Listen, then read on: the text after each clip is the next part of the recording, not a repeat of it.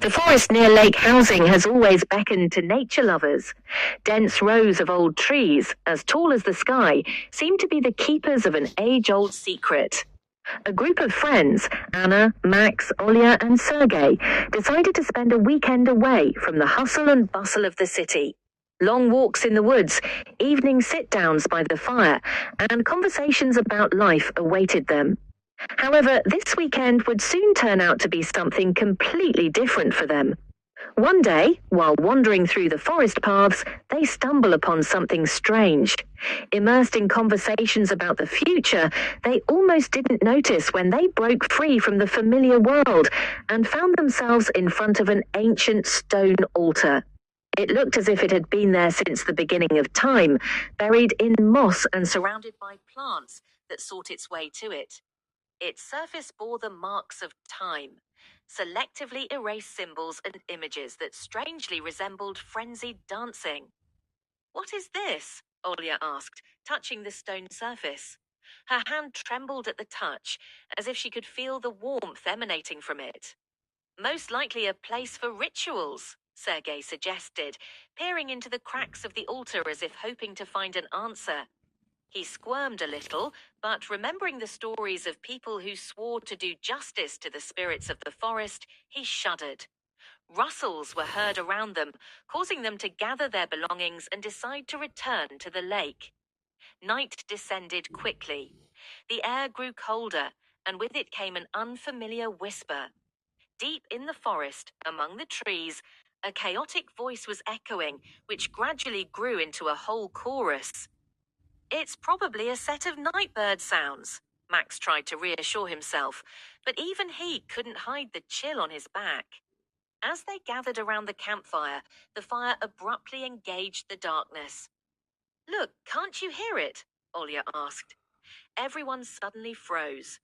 True, the whispers sounded louder and louder, enveloping them like a fog. The whispers seemed to carry their names and secrets they never wanted to share.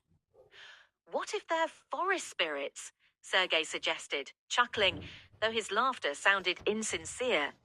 The smiles slowly disappeared from their faces, and the sharpness of the whispers only increased the tension. The friends began to tell scary stories from their childhood, but even long-forgotten fears could not distract them from the growing feeling that someone was watching them. The night deepened, and the sounds of the forest changed. It was as if they were eavesdropping on conversations waiting for an opportunity to break free. Each whisper carried a vague intent. In the face of terror, a thought popped into Anna's head. "What if they know all our secrets?" "It's not like I've done anything wrong," she said with desperation, a note of panic in her voice. The friends looked at each other. Their hearts beat faster. The whispers were growing closer, and there was something threatening about them. Suddenly, a cracking sound was heard among the woods, as if someone had broken a branch.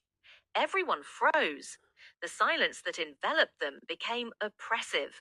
Then Max, with spirit-generated courage, stood up and gave a clear voice. "Who is here? Show yourselves." The whispers fell silent for a moment.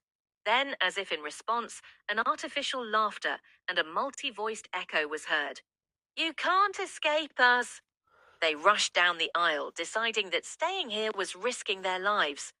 Every movement moved an unconscious fear in them. From what they knew of the ancient rituals, only one thing was certain. There was something strange, sinister and ancient in this forest.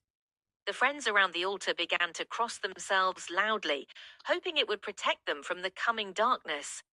But just then they were seized by a chill. The upper branches of the trees began to sway, as if someone invisible was pulling their hair. The rumble of whispers became a whistle, and the wet silence almost choked them. The shadows behind the trees began to move. They seemed to surge as if alive. Incomprehension was replaced by terror. One of them stepped backward, and his foot touched some sharp object. He fell, and, lying in the grass, looked at his friends, who seemed already completely changed, as if darkness had consumed their souls. Their eyes, full of fear, had changed to expressions of madness. Their sudden laughter broke the silence of the night. "Let go! No secrets," he shouted, but the voices became one, frozen in stillness, booming out in unison. How terrible to be caught in the power of your secret desires. That night, the forest at Housing Lake would always remember. They had escaped, leaving their secrets behind, but the forest was no longer a place where they could once again escape their fears. Soon the sounds died away, but all that remained were the shadows of their horrors, frozen within the altar.